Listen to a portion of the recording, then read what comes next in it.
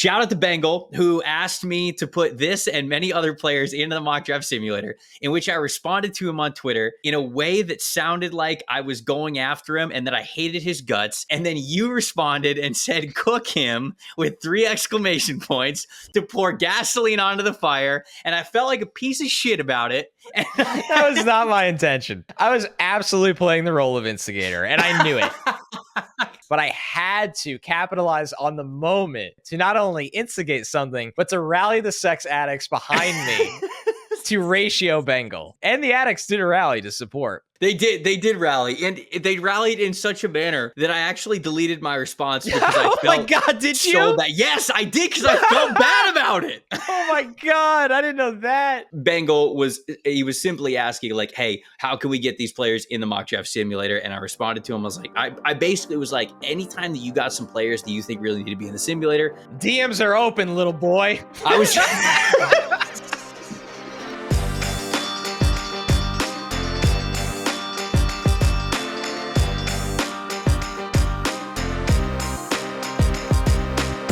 Welcome to the opening bell of the NFL Stock Exchange podcast. I'm Trevor Sikkema. That is Connor Rogers. Joining you for another stock watch, market update, whatever you want to call it. We're talking stock up, guys. We're talking players who could jump from day 3 to top 50. We're going to give you a lot of new names as well here on this show. Get back to the format that you guys are very used to. Connor, how you doing, my friend? I'm good, man. A lot of new names we've gone through this week. A lot of updates on old names. And when I say old names, from summer scouting, not that long ago, but a ton going on. And we're inching closer, I feel like, to where we're going to start talking about some real NFL teams in this draft class. It's tough after 5 weeks, but man, after 7, there's going to be some teams that really become a part of the identity of this show. So buckle up. Yes. No, that's unfortunately or fortunately, depending on how you look at things, it makes it more structured for us. It's obviously not great if your NFL teams already think about the NFL draft here in October. But again, this could be your safe haven. This is your safe place. Welcome to the Addicts. But obviously, we'll get into some more team-centric stuff, like you said, over the next couple of weeks. And we'll really be able to dive into a lot of those teams that are really getting into it. You narrowly avoided the Fixing Your Franchise Jets episode. I'm just letting you know. I'm just letting you know. The people were already tweeting at us about it. And coaching search is going to be underway. I even had to say to him, because so if you're new to the show, if you kind of came on last year during draft season and you're still hanging around with us, one, we really appreciate it. 2, we do a series on this channel called Fix Your Franchise, and we'll normally pick, what would you say, like 5, 6, 7 teams? Yeah, we always run out of time because you can only really do like one a week if we have the time to do it, and then once December and January comes, you and I basically we're gone from our homes. We're on the road for all the draft stuff. Right. And it's all scouting, nitty gritty, mock drafts, big boy. So yeah, I think we end up around 5 to 6 usually. So what we do is we just take this deep dive into truly fixing the franchise. We talk about how they got here, potential new coaching staffs, new outlooks for the team, draft strategies, free agent strategies, cap space, all that stuff. And what we've done in the past is normally, if you fire your head coach within the season, that is sort of You're a up, signal. Chief. It's Fix Your Franchise time. But I don't think the Jets are there, even with them firing Robert Saleh. You do a million things when it comes to the Jets. You do SNY, you do Badlands. I'm sure you've talked about it a billion times, but just like spark notes, like outlook for the Jets, and were you surprised that Saleh got fired when he did? Definitely. I think, on Sunday after the London loss, we started to feel, when I say we on Badlands, that it could shift this way, because not that they were 2-3, and it's funny how they've lost the last 2. They could easily be 4-1. Like, you lose on a missed field goal. Aaron Rodgers misses a wide open Garrett Wilson, but you shouldn't be in that position against the Broncos, and you shouldn't miss that throw against the Vikings. So that doesn't really check out too much. The demeanor of Saleh, I just don't know what happened to this guy this year. I don't know if it's a totally different human than what he was the first couple of years and what he was as a DC. And it's obviously really disappointing. I think this is an all-in year for the Jets, and you got to change they have an energy problem, and that starts with the head coach, and everyone's going, well, how does it fix the offense? That's not the conversation. The conversation is, this is what you could fix right now. And I understand Nathaniel Hackett has not been good. I don't know if firing him and promoting Todd Downing is going to change things. The staff that Robert Saleh hired, by the way, that's why you're the guy gone. When you're the head coach and you built the staff that sucks, you take the fall. It's disappointing, man. But at the end of the day, they needed to pull some kind of lever, and this was one of the rare levers they could pull. I'm excited for Jeff Ulbrich because I think he's not only a really good DC, but a guy that players just love. And it's a shame that Saleh went out like this. I don't know why he got so burnt out going into this year, but it's clear that not only did he have, he failed to have any kind of improvement over his time with the Jets, he lost what made him the head coach in the first place, and that was the pulse of the locker room, and everybody bought in and fired up. And once that went out the door, it kind of became a, what do you do here situation. And shocking after 5 weeks, but not shocking in general is how I would put it. No, I think that's a really good play to encapsulate it. And also just explaining to people why we're not doing the Fix Your Franchise episode for the Jets like now. Because normally also when you fire your head coach, it normally means that you're basically like a top 5, top 3 pick lock. So what you do in the draft is topical to this podcast and also what happens for the other teams because you're going to be picking really high. Jets are in a situation where they play Monday Night Football against the Bills. If they win, what are they tied for the division first lead? Place. No, they're in first place. Place. It's what a world. funny where they're at. So we're not doing Fix Your Franchise yet. It's coming. We love doing these episodes. So I promise we're not just like avoiding doing the series. We love doing those. But for the Jets, even though they moved on for their head coach, it's not time yet. It's not time yet. Fix Your Franchise is at its best when there's different boxes we check, right? Do you need a head coach? Do you need a GM? Are you picking in the top 5? Right. Do you need a quarterback? And do you have cap space? The Jets have built this year to win. So while the Fix Your Franchise part of who should their next head coach be, like that part's fun, but then it's not as fun. Maybe it'll be fun in November, but right now it's not that fun when we're not talking about a top 10 pick, a new GM yet. So that, for those wondering, like that's what it'll really come down to. Like Jacksonville can be a really interesting Fix Your Franchise if they blow it up besides Trevor Lawrence. Carolina already is one because they're going to have a quarterback of the future. We will get there. It's going to be a really good series this year. Yeah, I feel like we're closer to doing Fix Your Franchise episodes for the Panthers or the Jags than we are the Jets at this point in time. But we will get to that eventually. We'll get to that at some point in time. We'll kick that off because we know you guys like that. We appreciate you listening. Stock up, guys. Let's start with the stock up, guys, as we typically do. We watched college football over the last couple of weeks, and from our summer scouting thoughts up until right now, who's your first guy that you want to bring to the table? Somebody who you think is playing better than what you thought of them during summer scouting that you want to recognize here? I'll start with Abdul Carter from Penn State. And this is obviously a bigger name, the biggest name I have on today's show. After that, it's a lot of more, either unknown prospects or mid-tier prospects. I want to start with Carter because I think he had a slow start to the season. And I did a tape breakdown for him for NBC this week. And what I noticed was the last 2 games, he's really getting going, and he's starting to learn how to really rush the passer with a varied approach rather than the old, I'm the best athlete on the field. Let's see what happens here. 12 pressures in his last 2 games, including 2 sacks and 3 quarterback hits. That was against UCLA and Illinois. Against Illinois, he had the sacks. Against UCLA, he had the 3 quarterback hits. I thought he was more consistently disruptive against Illinois. But against UCLA, where he had the 3 quarterback hits, they were really big plays. Like one of them got them off the field on a 3rd down. And with Carter right now, when I say varied pass rush approach, I saw a 2-hand swipe. I've seen a lethal spin move. There was one play against Illinois where he's standing up over the guard and he has a guy that's going to blitz behind him. And he uses a spin move on the guard, and the running back slides to pick him up, and the blitzer behind him has a freeway to the quarterback and gets the sack. That's like an alley-oop for a pass rusher that you don't get in the stat sheet. And then against UCLA, the 3rd down where he got them off the field, he was standing up over a guard, 2-hand swipe, turn into the pocket, hit the quarterback, throw it short of the sticks, get off the field. We know when he rushes wide or with his hand in dirt against a tackle, he gets off the ball and wins with speed and turns into the corner. Like we know he could do that. But when he could stand up in these NASCAR looks or these 3rd and long looks, and you start to shoot gaps and beat guards, now we're starting to see a lot of different ways we could use such a freaky athlete in the front 7. So, and by the way, Trevor, it's been a slow start for the edge class. So when this guy is the freakiest one out of all of them from an athletic standpoint, and now we're getting pass rush production, Carter's stock is going up. I think he's going to be a top 10 pick. Yeah, so I've got him 20th overall on the big board right now, and it was sort of, a little disappointed with how he started out of the gate, but there's plenty of context to that with him playing as an edge rusher full time for the first time in his career because he comes from an off-ball spot. And when you and I did summer scouting, him and James Pierce Jr. from Tennessee were sort of the guys who were in the same bucket, like these lighter, longer pass rushers who won with explosiveness, really won with their athleticism.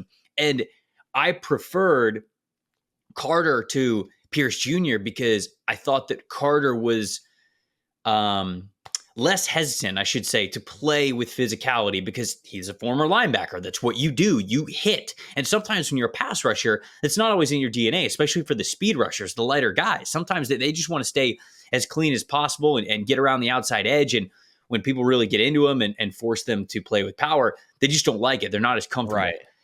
Carter's not really like that. He just doesn't really know what he's doing as a pass rusher, but he isn't afraid to be physical, even with a little bit of a lighter weight. And so I do like Carter a lot in that regard. I think I had him in the top 15 and I dropped him down to right about 20. And now over these last 2 weeks, it's like, okay, now the light's turning on. Now I'm hesitant to kind of put you back in that spot because after the first couple of weeks, I wasn't really seeing the light come on for you as a pass rusher. I became a little bit hesitant. And to be honest, I've just naturally added more players to the big board. So there are a couple of players who weren't in summer scouting who are now above him that weren't even considered before. So he's been generally in the same spot, but I do like him a lot in that regard. I think he is edge 3 for me still. Okay. Yeah, I have Nick Scourton above him. Scorton, excuse me. Still making sure that I know how to say his name correctly. And then I do have LT Overton as well from Alabama, who is an interesting edge rush prospect. I think this is kind of like a little bit of a bonus that I'm bringing him up here. He's big. He's really big. He's 6'5", like 285 pounds. He's like your 3-4 defensive end type of a player who can play all sorts of different positions for you on the defensive line. I feel like the Missouri kid from last year that went to Arizona. Darius Robinson, you mean? Darius Robinson. He's built like him. Kind of. He's taller, though. And I just think he's more of a natural pass rusher than Robinson is. Like Robinson he was really explosive. He gave you great effort. He was dense as hell. You couldn't move this dude in the run game. And Overton's just, I think, a little bit better of a pass rusher. But even with me appreciating a lot of the things that he does, I think he feels like he has a high floor as a prospect. I'm still sort of figuring out the ceiling myself because I watched him for the first time about a week ago. And so I'm still in the process of sort of figuring it out. But in this edge class, I like him as edge 2 right off the bat because of the build, the explosiveness, former 5-star dude. I mean, he to me is a top 20 player in this class right now because of everything that he can bring to the table on the defensive line. So I do like him quite a bit, but he wasn't even somebody that I was going to bring up for the show. But there you go. 3 guys a bonus for it. But I do like Carter for a lot of the reasons that you mentioned. And again, going back to just the edge class overall, it's not super polished. It's not like it's got guaranteed guys that you absolutely love at the very top. What he can do and how he can bend, finish at the quarterback, I think that's pretty special. That's stuff that stands out in this class no matter what. Yeah. I guess I'll stick with Penn State. I've got 3 stock up guys that I want to get to, and I'll stick with Penn State. Drew Allar is somebody who is a stock up player for me, their quarterback. I was a big Drew Allar hater when we went through summer scouting. Wasn't pretty last year. I think it's been very different this year. Not against him personally. Sometimes hating can be an art, but sometimes it's just calling it like it is. It's necessary. No, I thought that Allar was way too inconsistent last year. The completion percentage was not what it needed to be, but even more important than that, the ball placement was not what it needed to be. He had a cannon of an arm, former 5-star passer. And we talked about this a little bit when we went over the quarterbacks in summer scouting. And I believe I brought this up in that episode, but I've said it before here on the show. The stronger arm that you have, the more accurate you have to be. Because if you're not, it's the more trouble that you can get into. I think a lot of people look at these big arm quarterbacks and they go, well, yeah, just draft a big arm quarterback. It's an obvious. And In some ways it is. There's a prerequisite to play quarterback at the NFL level where you have to have a decent amount of arm strength to make it happen. I think the outliers are very few and far between in that regard.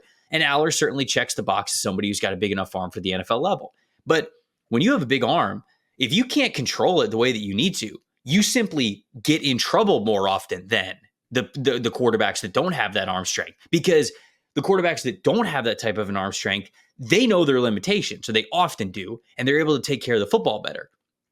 Understanding what to do with the football when you don't have those physical limitations, that is much more difficult to do. That is a mental battle that a lot of these five-tool quarterbacks, as they say, have to go through, and not everybody is able to realize. And I felt like I almost just said Hackenberg because I feel as though Allar sort of reminded me of Hackenberg sometimes, because many moons ago, Hackenberg was sort of the same sort of prospect that Allar was in 2023. Now, I even think that Allar's 2023 was better than Hackenberg's was, so I wanted to certainly give him credit there and say that it wasn't a one-to-one comp there.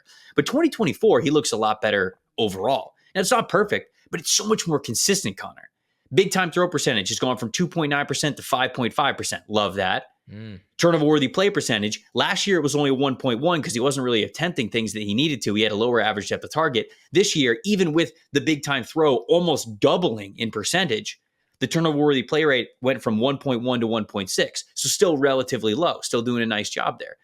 I mentioned that average depth of target. It's up from 8.3 last year to 11.0. So you have really increased that average depth of target. That's big. While keeping the turnover worthy plays down a little bit. That sort of goes into the numbers of big time throw percentage and turnover worthy play percentage. And then the overall adjusted completion percentage up from 71% last year to over 75%. I think it's 75.5 this season. So he looks more confident. He looks like he has a better understanding of where the ball needs to go and the timing that it needs to go there. And I think just overall, he's got more confidence in the rhythm of when the ball needs to come out, the timing with his wide receivers, and he's got better ball placement because of it. And so now we're seeing more consistent flashes of, okay, not only do you have the big arm, you are playing the position appropriately with the big arm. And to me, that means a lot from somebody who last year, the big time throw percentage was low, the turnover worthy play percentage was low, but there was just too many times when I felt like he was making the wrong read or he wasn't knowing where to go with the ball. This year, it does look much better from him. So Penn State's got a lot of big games still left on their schedule. They're a team that maybe it's college football playoff hopes, obviously, so you get a couple more big games in there. I'd love to see him be able to play well, but wanted to recognize him as a stock-up candidate because as a lot of other guys in the quarterback class haven't exactly played well, Allar gives you those tools and is actually trending in the right direction with his play. So he has the potential to really leapfrog a lot of quarterbacks that we had ahead of him in summer scouting. A great call out by you. He's earned it this year after, I think we both came out of summer scouting just disappointed with what we watched of him. When you look at the pedigree and the size and their expectations for him at that program, I'm looking back at my summer scouting notes, and I've watched a lot of Penn State this year. I feel like I don't know if they're just playing in time slots where I feel like I could always watch. I'm talking about actually watching live broadcasts, but a lot of things have just gotten better. Where last year, whether it was the long motion, I remember we talked directly about this on the podcast. He was aiming the ball so much when he was uncomfortable rather than throwing it, just constantly aiming it. And you could tell when a guy's uncomfortable throwing. Things aren't repeatable. And I think that this year, a lot of the way he's playing, the mechanics are often more repeatable, and that has helped his accuracy. And like you said, Trevor, the average depth of target has gone up as well significantly, not even just in a small margin. So great call out on Allar and someone that, could be a player in this quarterback class if he continues to play well and opts to leave. We'll see. All right. Who's next? How about James Williams from Nebraska? This is definitely a newer name to the show because this is a newer name to college football on the scene. James Williams from Nebraska, really interesting player. Wait, what position was he? He's a defensive end. Okay. All right. And I say defensive end, not edge or defensive tackle, because he's 6'6", 250 pounds. Yeah. But you could tell that in a year, he's probably going to be 275. So whoa, I think so. So the reason why I say that is in 2022, he was playing for Iowa Central Community College. Okay. He was a JUCO player. Okay. And then he goes to Nebraska in 2023, joins them in the summer. He only played 4 games in 2023, and he had a red shirt. So they've been kind of, what should I say? Really just stashing him, James Williams, and obviously helping him get bigger, stronger. And I think he was on their scout team plenty. Now 2024 as a redshirt sophomore, he's been called upon, and there is some big-time production with this dude. Number one, the breakout party was against Rutgers last week. He had 2 sacks, 3 quarterback hits, and 4 more hurries. He had a 43% pass rush win rate against Rutgers. Strong. Just detonated Rutgers. He spins off blocks a lot. Sometimes he uses a real spin move. Sometimes he just counter spins off blocks. Mm-hmm. But he's just got crazy length. He also had a 24% pass rush win rate against Colorado. So he's had some big games when it really matters the most.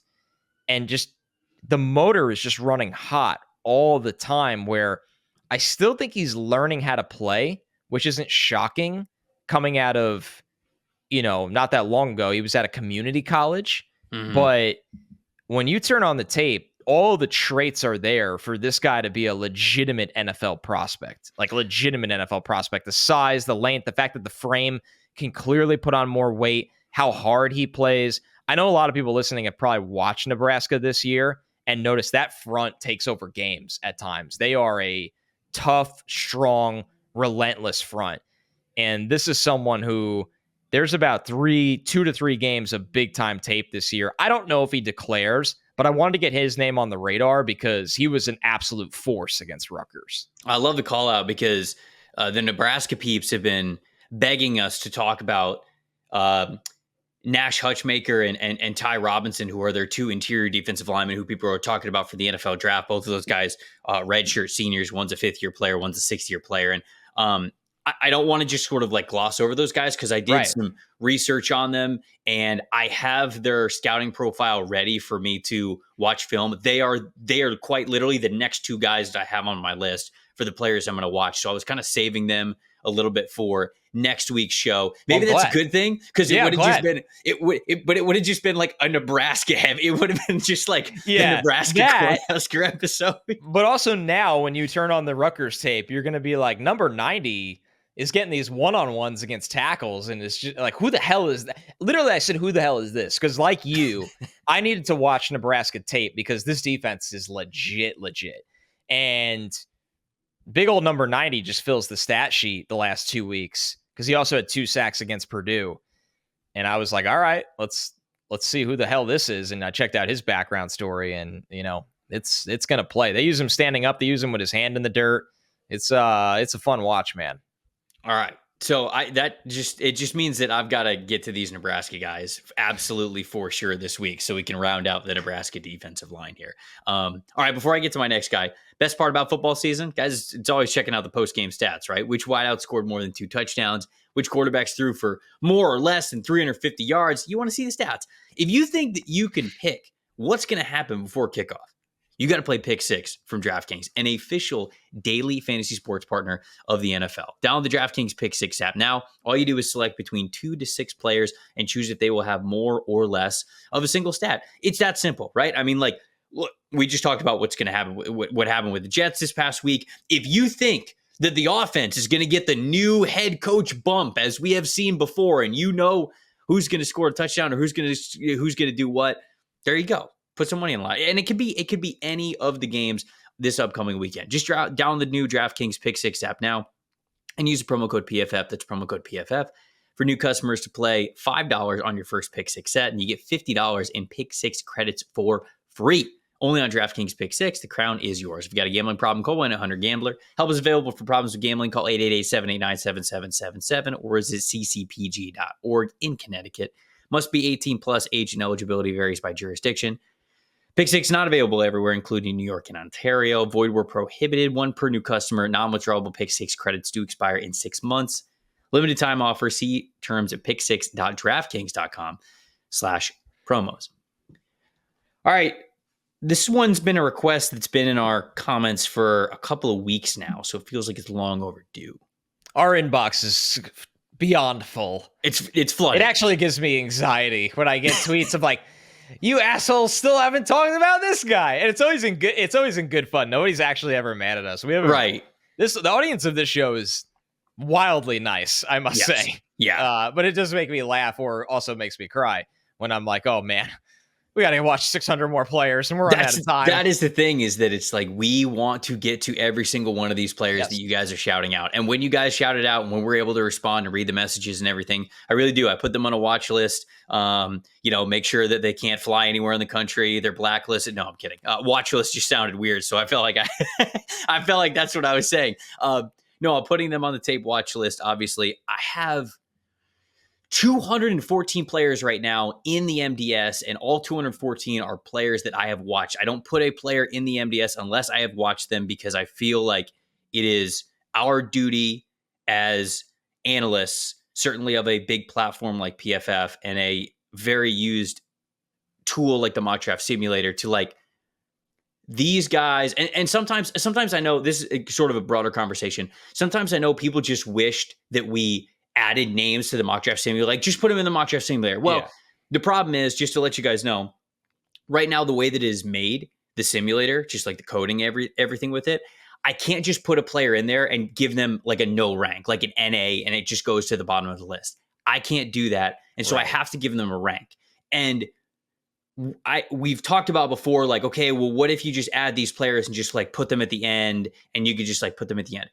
To me, the very first thing that I think of when that happens is how much work these players have put in their entire careers to get to a spot where they are draft eligible, and how I sort of, as an analyst, and I know that a lot of people listen to PFL, like a lot of players use the mock draft simulator. Right. I know you guys do it, obviously, but like players, agents, teams, right? We have deals with all 32 NFL teams. Like NFL teams use the PFF mock draft simulator. So I owe it to the work that those players have done throughout their entire careers to get to this point, to watch them genuinely before I rank them and put them in the mock draft simulator. So that is really well said by you, by the way. It's great context for those that don't understand. Like, it's easy for us to sit here and be like, oh, well, just throw them in there because I want to draft them. But I'll say this, not to get us off topic here, but we've actually been so good about being on topic the last 2 to 3 shows that it's time to just completely steer off the highway and spin out.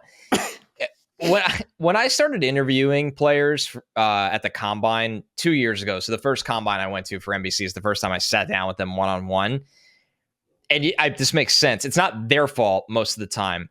Players, their family members send them every article they're mentioned in, or mock draft, or YouTube breakdown. And you're right. Like, you just want to do right by the player, because because some people would be like, well, that doesn't affect how the NFL teams look at them. I get that aspect of it, but it is that the draft world is so overwhelming right now in a good way. This is great that we get to do this, but you're right. It also, there's real people at hand here. So doing it the right way, I just tip my cap to you. Doing it the right way is, not everybody does it that way. So it's good that you do, and a mock draft simulator that a hell of a lot of people use. Right. And that's obviously the part of it too, is that I know that it carries weight, and I just want to make sure that I do right by these players by doing that. So I don't think we've ever explained that before on this show. And we do have people who, like you said, it's not malicious. Like, people aren't coming after me or PFF or whatever. They're just saying like, hey, add these names to the simulator, because in all honesty, we have the premium stats. We have stats for over like, I think it's like something like 6,000 college football players. Wild. It's crazy. Yeah. So some people go, well, why don't you just throw them all into the mock draft simulator? And that is why. That's why, because we feel like it would be disingenuous to the players and how hard they've worked to put themselves in a spot to be NFL draft prospects, to do that without genuinely giving them. And again, like, if we don't love them for the NFL, that's okay. But I want to make sure that we're doing the work to be able to say that. And believe it or not, you and I are not engineers. That might surprise some people. Yeah. That surprises nobody. These dumbasses, if they didn't have idiots great on the podcast, we can't even get the thing to work half the time. If these dudes didn't have great hair, they would be bums. They'd be out on the street. Legitimately. And to that I say, you're correct. You're right. All right, the next guy I'm bringing to the table, somebody that we talked about during summer scouting, who I did not like. Who I am now. Quite a fan of. I'm a reformed man. I'm born again. I have found Jesus himself. I'll tell you what, I'm finding Jesus with the way the Mets are playing right now. Brother, I had no idea. I probably just jinxed it. As people are listening to this, they probably just lost game 4 and we're going back to Philly and life is tough. But I'm finding Jesus. I had no idea where you were going to go with. Brother, let me tell you, I found Jesus and I didn't know what the next words were going to be. I don't know if it was going to be like, sports related. Classic. DJ Giddens, running back from Kansas State. Yeah. Really big fan of what he is doing this year specifically. So DJ Giddens, let me make sure that I got the measurables right for him. So he's a redshirt junior. He's at Kansas State. 6'1", 212 pounds. So that is 86th percentile in height, 46th percentile in weight, but the weight's fine. I mean, anytime you're above 6 foot, 215, I mean, you're built well enough to be a running back at the NFL level. And I think that he was. And going back to his summer scouting, I was trying to remember, why was I so low on this dude? And the strength and the weaknesses, I like a lot of the things that I still saw on tape this year, but the weakness is part of his game. I said that he was way too indecisive. He just didn't know where the correct rushing lane was going to be. He didn't have a good feel for where space was going to be, whether it was behind zone or man gap concepts, whatever. He just really could not find that open space consistently, in my opinion. Now, he still gained a lot of really good statistics. He's got good PFF grades. He had good rushing output. It was over 1,000 yards last year. He rushed for a bunch of yards. I think it was like an 87.5 rushing grade. And so the grades, the production, like the statistics, the efficiency, like all those things were there. I just didn't love how he saw the field. I felt like they were more volume-based stats than necessarily efficiency stats. This year, I watch him and, dude, he looks awesome.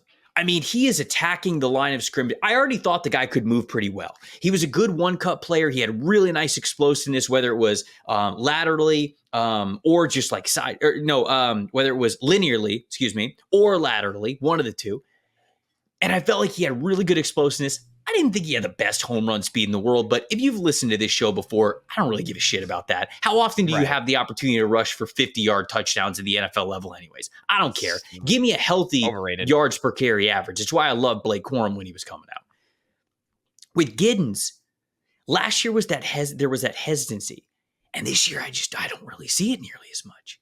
I mean, he is putting his foot in the ground and he is exploding one way or the other. And he is often doing it to find wide open spaces where he was creating a ton of yards after contact or after the cut, whatever it is. To me, Connor, he is just so much more confident in a player in what he is seeing. And when you then combine that with the size, the height, the weight, and then you combine that with a really strong high school career, how he was slept on as a recruit. He was a 0-star recruit coming out of high school. He walked on at Kansas State. You love the background. You love how he's gotten into the starting lineup, how he's become their starting running back. Like that. Now this is somebody who loved the perseverance, loved the size, speed, athleticism. Now I love how he sees the field. So to me, in this running back class, he is definitely somebody that is moving up the ladder, in my opinion. Good call out. I got to watch him this year because I got to watch him during summer scouting, and I shared pretty much the same opinion as you, where he wasn't discussed much on our show. It was just, kind of lost in a very deep group is what the problem was. So I'm excited to see what he's got this year. I'll go with another offensive player, Jayden Higgins, the wide receiver for Iowa State, who we did talk about on summer scouting. I'm going back to my rankings from then right now. I had him as wide receiver 14 on that show. Yep. And I remember when I watched him, I was like, this guy's pretty good, considering I don't see any buzz about him. Well, he's carried that pretty good from last year into insanely reliable and good this year. He's caught a touchdown now in 7 straight games, Jayden Higgins. And what you have to love about him is, while they play him inside and outside, he's a legit, like his size gives him legit perimeter ability. He is a hair under 6'4". He's 215 pounds. It reminds me of the combo you and I used to have about Drake London, where when you see a guy that big, you're like, okay, he's a big jump ball kind of player. And Higgins is really good in those situations, to be honest with you. You don't catch a touchdown in 7 straight games by accident. But at the same time, and he's 4 for 6 uncontested catches this year. The reason I bring up Drake London, he moves really well. When they play him in the slot, he can get, into his release package really quickly when he needs to. He runs different tempos of routes. He's got some build-up speed down the field. So he's not just a tall, stiff outside wide receiver that needs to win the jump ball. I think he can get open, but he can also win in contested scenarios. He works his way back to the football really well. He knows how to maximize his catch radius. This year right now, over 400 yards in 5 games, 5 touchdowns this year. He's caught 22 first downs. On third down, they really look his way. I don't doubt it. He can get off press coverage. It's easy to become enamored with college wide receivers and overlook sometimes size. And I don't think this is a small wide receiver class, which is why I'm pretty excited about it. Whether it's McMillan, even Ibuka, Io Manor, like they're bigger wide receivers. But add Jayden Higgins to that mix as well. He's a big outside wide receiver that has shown he can have success getting open from the inside as well. And Trevor, he's just the same guy every week. That's what's so impressive about him. The same reliable guy every single week.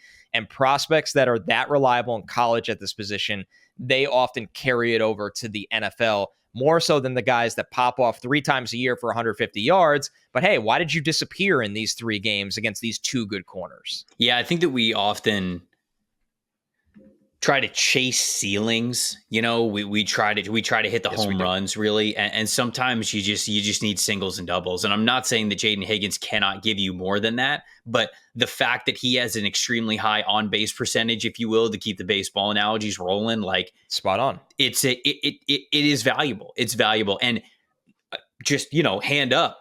I've been guilty of that before, where it's like, yeah, okay, like this guy produced a lot. And it's like, all right, well, listen to what you're saying.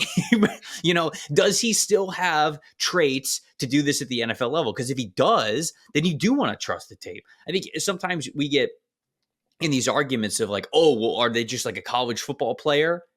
Or do they have like NFL level traits? And if they don't necessarily, like, I just looked up my summer scouting report on Higgins, and I said top speed, not really something that I think is threatening at all whatsoever for the NFL level.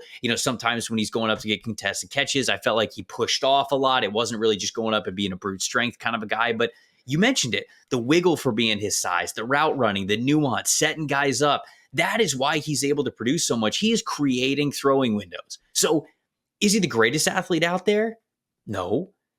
But he does still consistently produce a touchdown in 7 straight games. Even if you're a focal point of a college offense, it's extremely difficult to do. And it just tells you how often they're looking your way. You mentioned on third down as well. Those money downs, I think, are important as well. And it's somebody who, I brought this up last year, and I think there's something to it. Running backs are the position where I sort of think about this the most. But I think for wide receivers, it also means a lot. When you score a lot of touchdowns, and you're just used to getting in the end zone, I think that mentally means a lot. I agree wholeheartedly. When you don't score a lot of touchdowns, I think that you can get kind of nervous down there.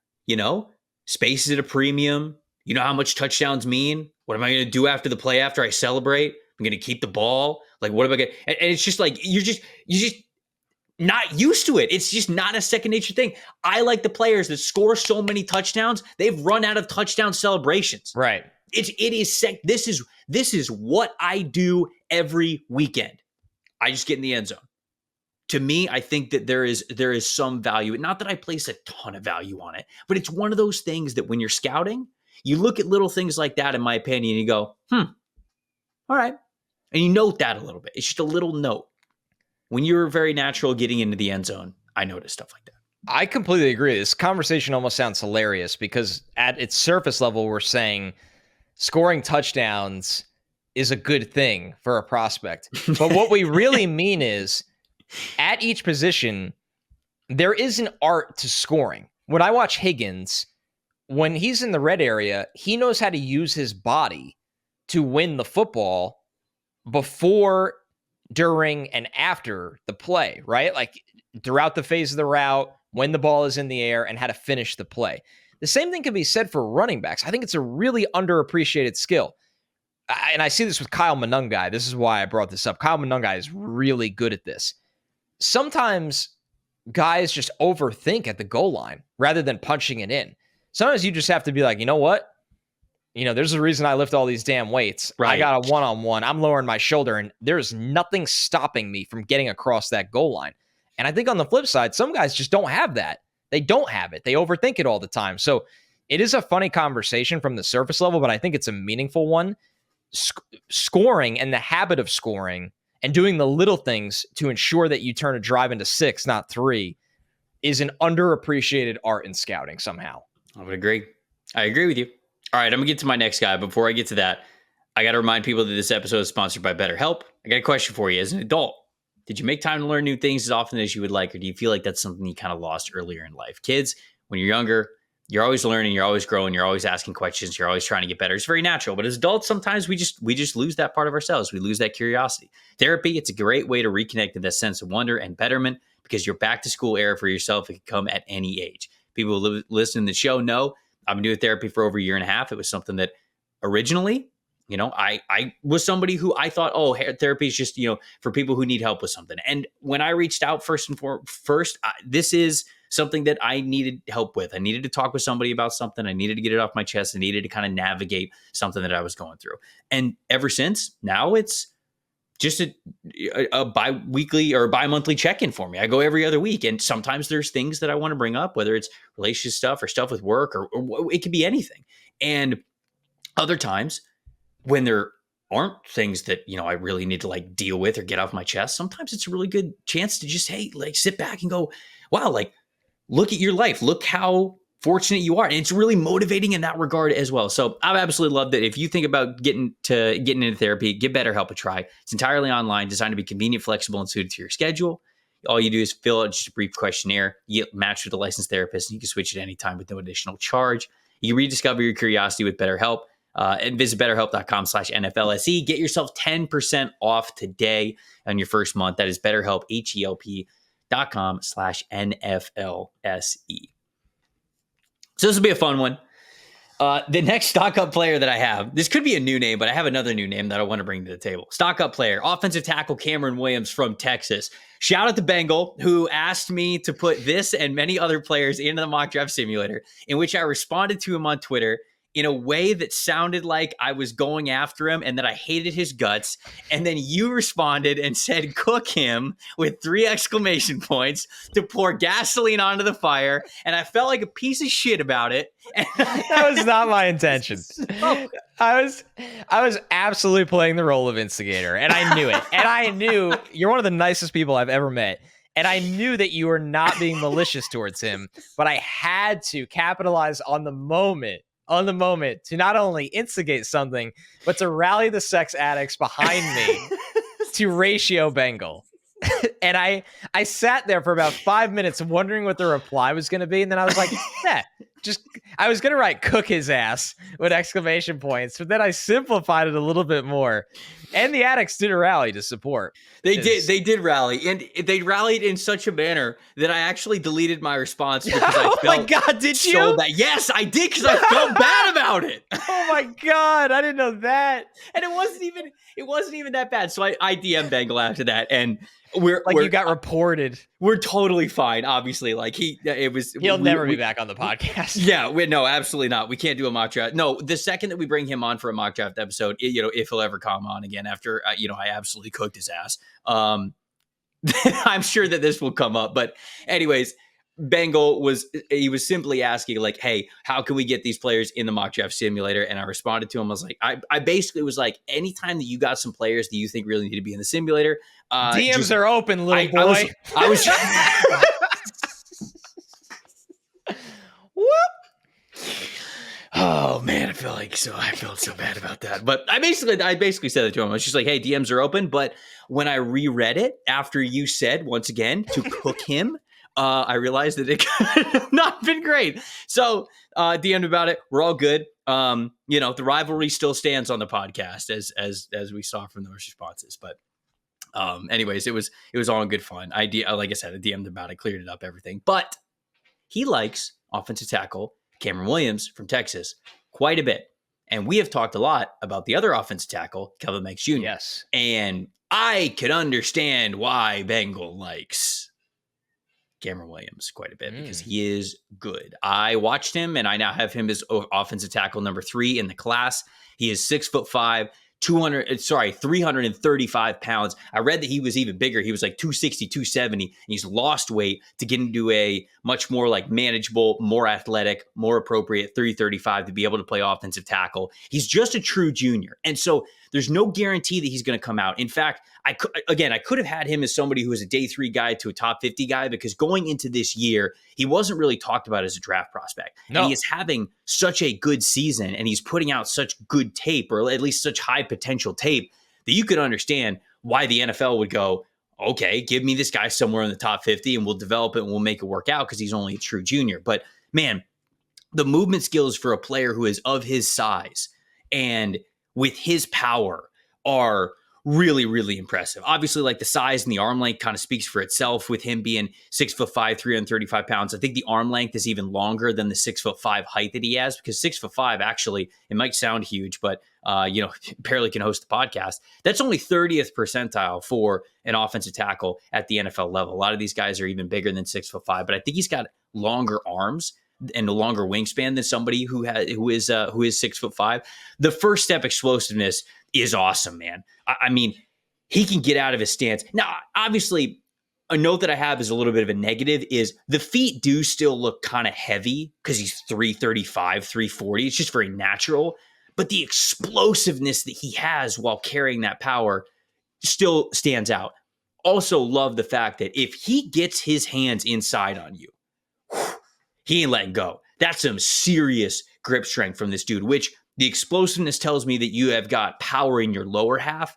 The grip strength tells me that you have power in your upper half and that your shoulders, your triceps, your forearms, your chest, you are not letting go. And that's a well-built, strong offensive lineman. So a lot of really good athletic notes from Cameron Williams, who, in this offensive tackle class, I think we got the 2 guys at the top. We have Kelvin Banks Jr., his teammate, and we have Will Campbell. But then outside of that, we're sort of searching for who the next guys are going to be, who's really going to be able to claim that next spot. Ariante Ursary from Minnesota is somebody who has a shot at being that 3rd offensive tackle off the board, depending on how you view Emory Jones Jr. from LSU, kind of the same way. I like a Josh Simmons from Ohio State, but Cam Williams, again, what he brings to the table, that the explosiveness and the power connection that he has is really impressive as a true junior. So if he continues to play at a very high level, Texas, they're going to continue to play a lot of really good opponents. Georgia is still on their schedule. Obviously an SEC championship game. If they make it to that point, we think this is going to be a college football playoff team with them being the number 1 team in the country. He's going to have plenty of tests at the end of the year to be able to say, yeah, I'm ready for the NFL or not. But even from what I've already seen, I'm very intrigued,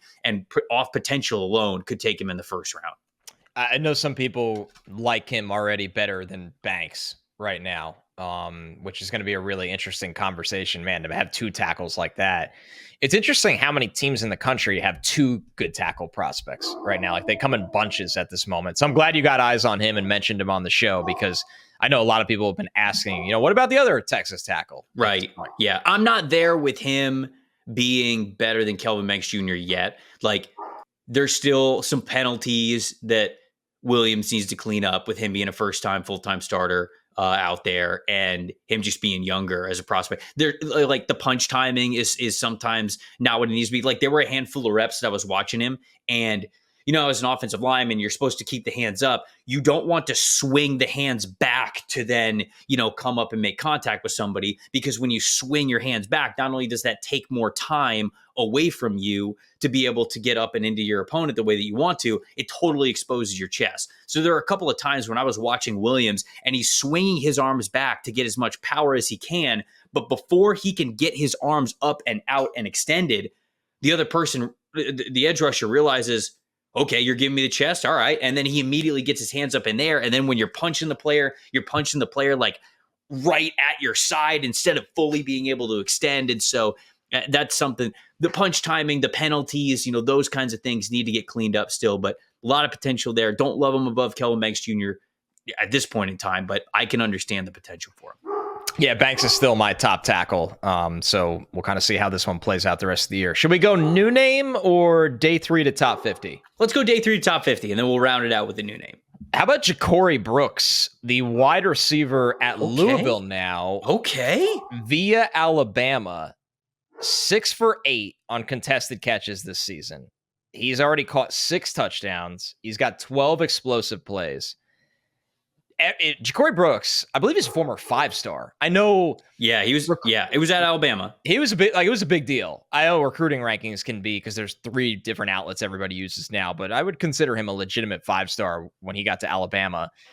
Brooks has put it together at Louisville, and this just happens sometimes with guys with 5-star backgrounds that don't ever have massive success at their program they commit to initially, and then they transfer, and all that talent it just comes together. Mm-hmm. So with Brooks right now, I mean, we know he's got the size, right? He's got a 6'3" frame. He can climb the ladder. I talked about the contested catches, 6 for 8. Plus tracking and spacing, though, on the perimeter is what I'm seeing right now from him. And he's just somebody in this Louisville offense that just looks so confident because they're feeding him, which is something we were talking about off the air, Trevor, is that because when we sat down, full transparency, pull the curtain back, I said to Trevor, I was like, I feel like you've talked about Ja'Cory Brooks before. Why can't I think of when this was? And you were like, yeah, I talked about him almost 2 years ago. Right. When he was supposed to explode at Alabama. Right. And now he's transferred. He had 674 yards in 2022. That was his career high by a large margin. Mm-hmm. This year already, he's got almost 500 yards. He's averaging about 20 yards per catch. He's just consistently fed in this Louisville offense. And you want to go back to the consistency we talked about at this position. You looked at last week against SMU, 2 touchdowns over 120 yards. Before that, against Notre Dame, 2 touchdowns over 70 yards. Before that, against Georgia Tech, a touchdown over 120 yards.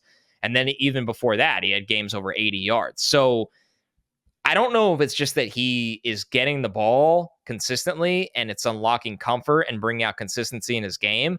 But when you are 6'3", you got good enough speed, you have plus tracking, you could play on the outside, and you find the football and you know how to go up and get the football when you need it. It feels like Brooks is finally the guy that once upon a time in the recruiting rankings we expected him to be. Yeah, look, I love it because I was first watching Ja'Cory Brooks, like I said, 2 years ago when he was first draft eligible, or at least he was first blowing up for Alabama. I can't remember if he's a true senior or if he's a redshirt senior, but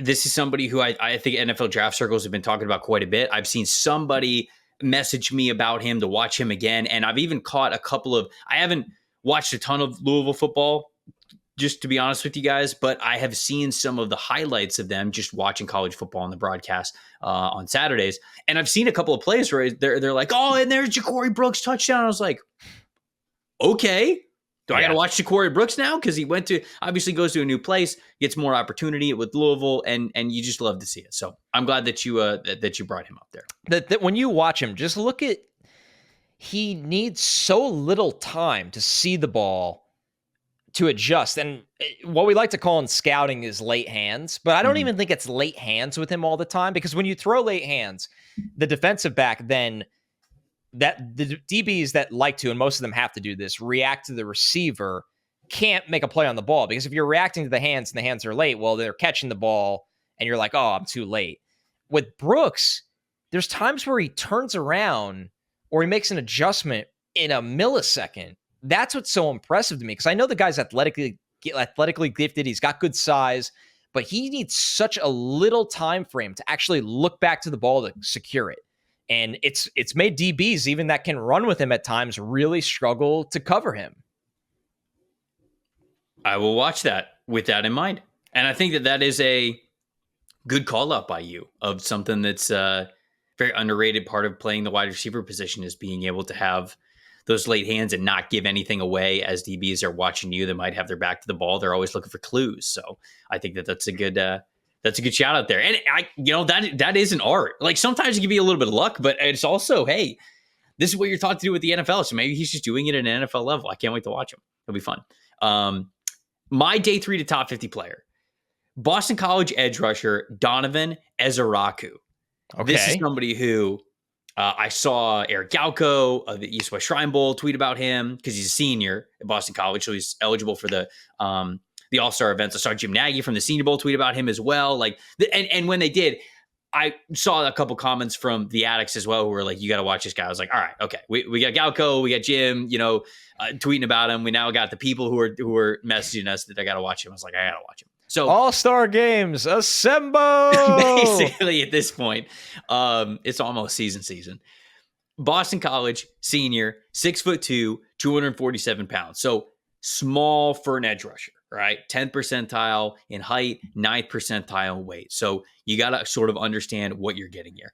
3-star linebacker in the 2021 recruiting class. So he's a true senior, played in 10 games as a true freshman in 2021, 12 games in 2022, and then he started all 13 games last year. He started to come on in the second half of last season and play really well. And I can understand why he wouldn't have come out after last year's season in last year's class, because he wasn't quite there yet. This is a true, he was a day 3 guy going into the season. And now the production that he is having and how well he is playing, it makes sense why he is considered a fantastic player. The first step, very nice, explosive, but not only explosive, smooth. Like he's taking the first step right into exactly what he wants to do. And I think that's really where I want to base the conversation with Ezeiruaku is you've got some of these smaller edge rush prospects in this class. R. Mason Thomas, Abdul Carter, James Pierce Jr. Like there are a couple of other players who are like that. Ezeiruaku's got a more polished pass rush bag and knows what to do in so many situations and is so much more technically sound than all of them. I was tempted to put Ezeiruaku ahead of Abdul Carter. I put him above James Pierce Jr. because I think he knows how to play the position better than James Pierce Jr. does. But look, I think those guys, Pierce Jr. and Carter, are more athletic than Ezeiruaku. But he knows how to win at playing edge rusher better than those other guys do. He's got a variety of different moves right now. He loves that swim and arm over move. And when I said that he is smooth and explosive out of his first step, sometimes he's using that arm over move as like a primary move. Some guys use it as more of a like a counter, but he can use it as a primary. So he is very comfortable attacking the outside shoulder, but also using a swim move to get into the inside shoulder as well. You already see a little cross chop from him. He knows how to execute that very well. He's got a nice rip move. Everything sort of finishes with a rip. I watched, this is what I loved about Latu last year, is Latu would hit a variety of different moves. He could give you a club move. He could give you a two-handed swipe. He could give you that cross chop. He could give you a long arm, or he could just like simply give you a little push-pull move. Everything ended with a rip. Like it was something, I was getting to your shoulder, and then the second I got to your shoulder, it was this move plus a rip. Because the second I got even with your shoulder, boom, my inside arm was coming up. I am not giving you the opportunity to stick with me and get your hands on me. I'm getting around the outside shoulder. That is what Ezeiruaku does. And he does it really well, and it allows him to stay clean. And him as a lighter edge rusher, it still allows him to win at a high level because of that. That was sort of the thing with Latu. Latu wasn't smaller of a player. He was like 6'5", 265 pounds. Yeah, he wasn't big. Smaller as an edge rusher, but Latu wasn't exactly the greatest athlete. So he needed to stay clean to win as much as he did one-on-one on the edge. Ezeiruaku's not the biggest dude in the world, so he needs to stay clean as much as possible. And you could tell he put in the work this offseason to be one of the best at it that I've seen so far this college football season. I'll also say this. He's a much better run defender than you think for a player who's 6'2", 247 pounds. And that's because he uses that natural leverage very, very well. He knows that it's important and paramount for him to get his hands inside and to extend those hands to be able to hold the point of attack. And even, of course, he can do the whole like run defense by attack thing where just getting into the backfield is sort of your way of being a good run defender. But to me, he, in an edge rush class that has a lot of incomplete players, he is one of the most complete right now. And it's easy to love what he brings to the table. And I think that's going to be important in this class. I mean, Jack Sawyer, Nick Scorton, a little bit, some of LT Overton, but I think that there's still some untapped potential there, and there's still some ups and downs. Like those guys, I guess, have high floors, and you kind of know what you're getting, especially with guys like Sawyer. Like he's sort of this complete edge rush player, and a lot of people like him because of the floor that he brings. Ezeiruaku is sort of the same way. Sawyer is, in my opinion, Sawyer's best as that type of an edge player for a 4-3 even front team. Ezeiruaku is that player for a 3-4 outside linebacker type of a role. So he's just somebody whose film I've really enjoyed. I think he presents a really high floor, and he's just so good at the position already as a senior that I think he's going to have success at the NFL level. I was watching some of his pressures when you were going over him initially. Number one, I think he has pretty long arms for his size. He does. Longer than 6'2" would indicate. Yes, that was the first thing when I saw him standing up. I'm like, well, that's a good sign because he's not very tall, as you indicated, but he has long arms. And the cross chop is just beautiful. It's a work of art. So a really good call out by you for a guy that's been highly, highly productive. And in a weird edge class, he knows how to rush the passer, like with refinement. Despite being 6'2", 245, he has had run defense grades above 80 in each of the last 3 seasons. And then this year is his highest as a pass rusher, 86.9 pass rush grade. And he has an above 17% pass rush win percentage. So he is the most complete outside linebacker edge rusher I think that we have in this draft so far. And I can rely upon who he is as a player quite often because he's got the resume to back it up now. I love it. Really good mention on this show just a big riser. I mean, a really big riser. All right, I got one more name, and it's our new name to watch. Yep. It's funny calling Kurtis Rourke, the quarterback of Indiana, a new name because there is a large piece of the pie of our audience that has been asking for this one, and rightly so. Rourke, Indiana's been one of the biggest stories, in my opinion, in college football this year. They hire Cignetti, and they haven't lost, so that's good. They're a top 20 team in the country, Indiana. All Curt Cignetti does is wins, right? It's really crazy, and it's always tough when you go to a basketball school as a football coach and you try to, inspire confidence in the program. Yeah, that's what Kentucky thought with Mark Stoops, and then Mark Stoops outlasted Cal. Exactly. So, yeah, you're right. Things can change. You can definitely change in terms of what kind of school you are. But, man, I mean, he won a ton at James Madison. He brought a lot of that staff with him to Indiana. And Rourke right now is playing nearly flawless football at quarterback. And that doesn't mean he's a round 1 quarterback prospect, right? Let's just be fair here. But 14 touchdowns, 2 picks, 8 big-time throws. I like the touch and bucket throwing. This guy has a real off-speed pitch. I mean, he just floats the ball. He has no fear of floating the ball right in the bucket in any scenario. But he can do it because he throws with such touch and precision that it's not a dangerous way to play for him. He understands when he could float the ball in. He also has a real ability to throw players open. He'll throw to an area of the field the guy is nowhere near, but that guy knows where that guy is going to go get the football, and it puts the coverage in such a panicked situation. So, and he plays with confidence. Also off play action, he's completing almost 84% of his passes and averaging over 12 yards per attempt. Like when Indiana is running play action, it's a masterclass from Rourke in this offense that's drawn up really, really well. So Kurtis Rourke, people have been asking about him. I don't see this round 1 arm or these crazy traits. He's somebody that I believe he turns 24 this month, so he's an older prospect. Mm-hmm. He's obviously played a lot of football because he was in the MAC and playing at a really high level in the MAC for a while. I love that Indiana went into the portal and got him after such a successful career at Ohio. But he is the perfect point guard for this offense right now. And I think that the best way I can explain it is think how Jake Browning comes in when Joe Burrow gets hurt, and it's still a professional offense. You're not looking around and going, my God, they can't get a fucking first down. like, and I know it's not exciting, but it's when Jake Browning came in, it felt like they could still function as an offense. You just lose the special ability. Right. I think Rourke as an NFL prospect seems like the type of backup that he can come in. He knows exactly what to do. He understands exactly what he can't do physically, but where he can win the game mentally and efficiently. And that's what I've seen him leading this undefeated Indiana team right now, just perfectly executing the offense at hand. And when he has to make a touch throw or he has to lead a wide receiver in a difficult spot, he's been able to do it.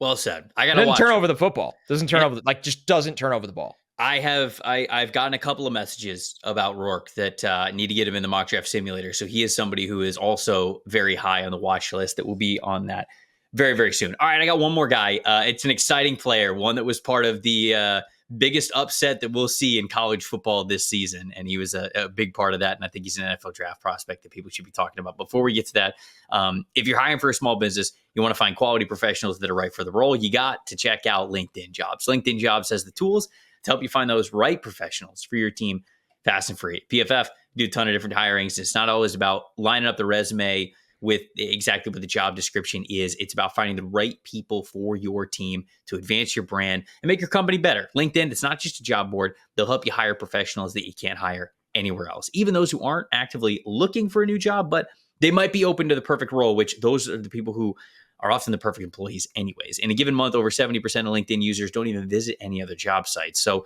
if you're not looking at LinkedIn, simply put, you are looking in the wrong place. On LinkedIn, 68% of small businesses get qualified with candidates within 24 hours. You can hire a professional like a professional at linkedin.com.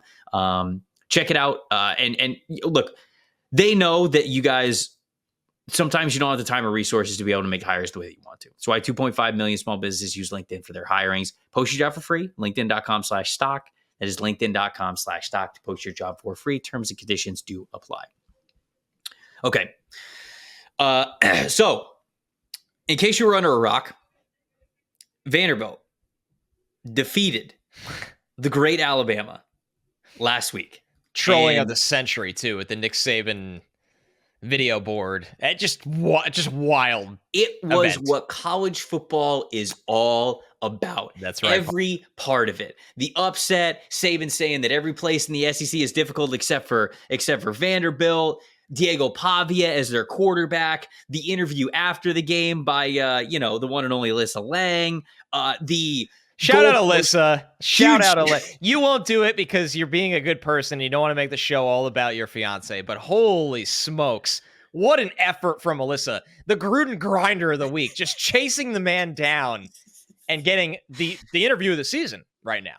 So I'll shout her out because she deserves it. But on Alyssa's show on SEC Network called Out of Pocket, she had Diego on there earlier this year. And so she had already sort of learned about, who Diego was and how just he's awesome. Like the 70 family members coming to the game and everything. And so she got to know Diego a little bit a couple of weeks ago, honestly. And as the game was unfolding, and she told me this afterwards, and she told I think people on social media this as well. She wanted to make sure that the world heard from Diego Pavia after this game. And she's like, I have to do whatever it takes to get him in front of this microphone to make sure that he can tell his emotions and everything because she's like, the world deserved it. He deserved it. And so for her giving us that true treat. And it's like Ashton Genty running through the waves of people. It's wild. It's impressive. Determined. 8-man box, can't stop. Josh Ginty, my fiance. That's what they all say. Okay, so the new player that I want to bring to the table, it's not Diego Pavia, but it is his tight end, Eli Stowers, who has just and it's such an interesting story that I love. So he's his tight end. He's his go-to connection. And when you watch his Vanderbilt offense, you go, man, these two have such a great connection. I wonder where that comes from. Well, I'm about to tell you where that comes from. So Eli Stowers, he's at Vanderbilt, obviously. He's a redshirt senior, but he didn't start at Vanderbilt. He was actually a 4-star quarterback recruit. He was a dual threat quarterback in the 2021 recruiting class. He was a 2-sport athlete. in high school, football and also track. He won the Texas 6A state championship in the high jump to tell you like how incredible of an athlete this dude is. And Bruce Feldman had him number 61 on the freaks list this year with a 42.5-inch vertical jump and almost an 11-foot broad jump. So this dude's explosive as hell. Coming out of school, he committed to Texas A&M as a quarterback. Spent 2 years at Texas A&M, played in just 5 games, didn't really play. Ended up transferring to New Mexico State, where as a quarterback, he battled against Diego Pavia. And Pavia ended up winning the job at New Mexico State. And then after he won the job, Stowers transferred over to playing tight end. And so he started to play tight end when he was there. And then when Pavia ended up transferring in 2024 to Vanderbilt, Stowers followed him to Vanderbilt as well to be his main receiver, be his tight end. And the connection that we have seen between those two has been fantastic. Now, when you watch him outside of a story that's really cool to follow, this dude, he's got some juice as a vertical receiving tight end. 6'4", 235 pounds. So you don't want to play him in line a ton, but he can line up on the line of scrimmage. He's got the competitiveness in him to be a decent blocker, or at least hold his own, try to hold his own, give you everything he's got on the line of scrimmage. But a lot of times he'll be off as a wing back kind of a player, somebody who you can do pre-snap motion with, somebody who you can get into the slot, play as an X receiver, huge catch radius. That explosiveness from those jump scores and that track background absolutely shows up in how fast he gets up to his top speed and how well he can accelerate, go up for those jump balls. He's an excellent trick play guy because of the quarterback background. There was a trick play, I cannot remember which team they ran it against, but he is coming across the line of scrimmage, pre-snap motion. They hike it to him, throw it backwards, obviously, so he could still throw. He loads up, boom, 30 yards in the bucket in the end zone. And it's just sort of a thing to keep in your back pocket of like, hey, this guy was a quarterback, so you can do a lot of trick play stuff with him. Now, of course, like when it comes to the nuances of everything, punch timing as a blocker, nuance with route running, like all that kinds of stuff, he's just not quite there yet. He still needs a little bit of football to him. He's going to be a little bit of an older prospect because he is a redshirt senior. But Connor, to me, this is absolutely somebody that I'd think about early parts of day 3. Perhaps we're talking about him a lot higher than that as well because of the athletic ability that he brings to the table and for how little he has been playing the tight end position over the last 2 years specifically. So Eli Stowers, I know everybody's talking about Diego Pavia in Vanderbilt's massive upset over Alabama, but Stowers was a big reason for that and a draft prospect in his own right.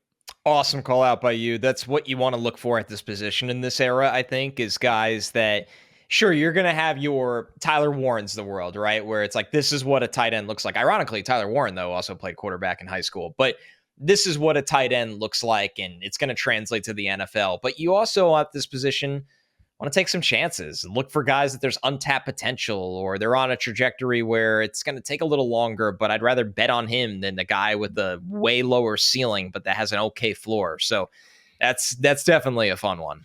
All right. Those are the stock up. Wait, do you have a stock down player? Or I didn't have one this week. No stock down. Okay. I'll say real quickly, I wanted to be careful with this one because he came into the game hurt, so you just wonder. I thought it was not his best from Will Johnson against Washington, which is so rare to see him vulnerable. But I know it was also a close call of him even playing in the game. So that's why I was like, I don't call it stock down because if a guy's banged up and has a not great night when we're so used to the greatness, I don't want to, I'm not moving him on my board. Right. But it's something to keep an eye on the rest of the season, I would say. Right. I've been a little bit disappointed with Luther Burden from Missouri, sort of along the same light, but he had a really good game against A&M this past weekend. So maybe it was just a slow start to the season, but we had him like top 3 prospect and he was very, very high on the overall big board and the wide receiver rankings. It's been a quiet year from him. He just hasn't looked like that same player with that agree, juice though. that he had last year. I'm not sure why. I don't know if he's playing hurt or what. I guess maybe we'll find out a little bit more about it. But Tetairoa McMillan, I feel like is highlights every single week, and it's just like even within the mundane from him, the mundane of Tetairoa McMillan is still NFL special. And I thought we would get that more from Burden this year, and we just haven't quite seen it. So I don't know if it's an official stock down, but something worth monitoring at the very top of this receiver class. But let us know what you guys thought of some of these new players that we have discussed here. And as always, the comment section is a great place to get some other player names out there as well. Some rechecks, whether it's summer scouting guys that you want us to watch again, who are playing really well this year, or new names that we have not brought to the show yet. Hit us up, youtube.com/@NFL Stock Exchange. That is the best way to get into the show. And let us, of course, know your comments on some of the players that we talked about here today. If you're audio only, @Tampa Bay Trey, @Connor J. Rogers. That's the way to hit us up on Instagram and Twitter. Connor, anything else before we get out of here? No, like you said at the top of the show, it'll be fun to get into some fixing teams series. That's where we really get to the nitty gritty of breaking down franchises and trying to figure out what's best for their future. We're just rolling on players, man. It's crazy. If we do one of these shows per week, it feels like we bring at least 10 guys to the table every week. Yeah. Doing some quick math, that's 40 newish or updates on prospects a month. We're going to be in really good shape once the season ends. It's us and the addicts, honestly, the people who are listening to the show, you guys are going to be ready for draft season earlier than you ever have been before, as are we. We're really excited about it. Like I said at the top of the show, or in the middle of the show, actually, get yourself a PFF Plus subscription. Get the fully unlocked mock draft simulator. I'm working with the editing team to get the strength and the weaknesses and the player comps. I know I missed out on those last year, but I've been going along as I have been rating all these players. I've been putting a player comp in there. So we'll get all that good stuff into the mock draft simulator very, very soon. And you can have that full unlocked experience with a PFF Plus subscription. I'm Trevor Sikkema. That is Connor Rogers. Thank you guys so much for watching and listening to the NFL Stock Exchange podcast. We'll see you guys next week.